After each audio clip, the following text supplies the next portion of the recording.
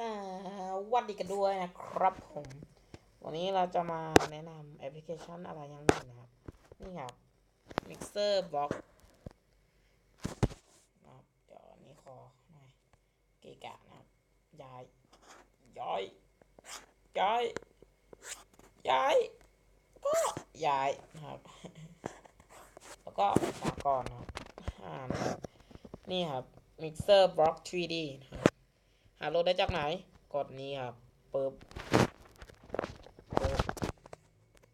เขียน Music Box ก็เจอแล้วครับนี่ฮะนะครับหน้าตาโหดูเฉยๆอุ้ยแย่ว่ะเฮ้ยแย่ครับกดเปิดดูครับแล้วมันจะแย่หรือไม่แย่เรามาดูกันนะครับ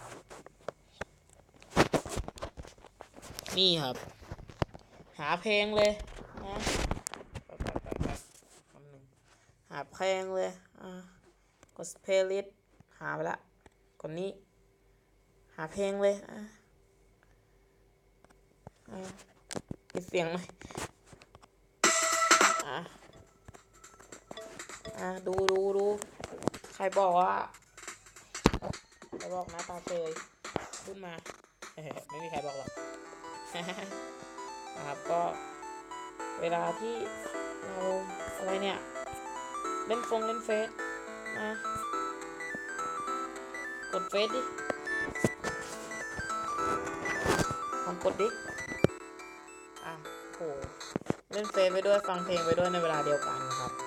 สบมสบายมากครับดูสักก่อนนะ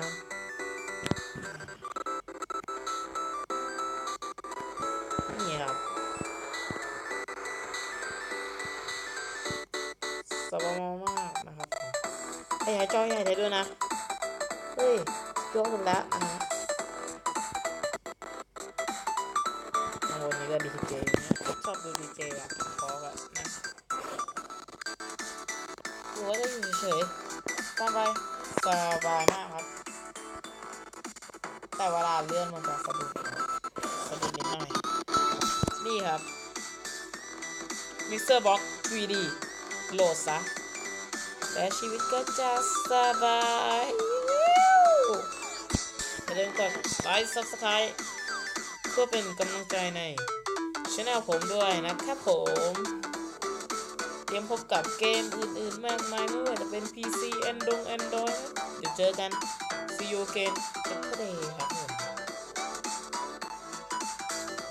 ปิดได้แล้ว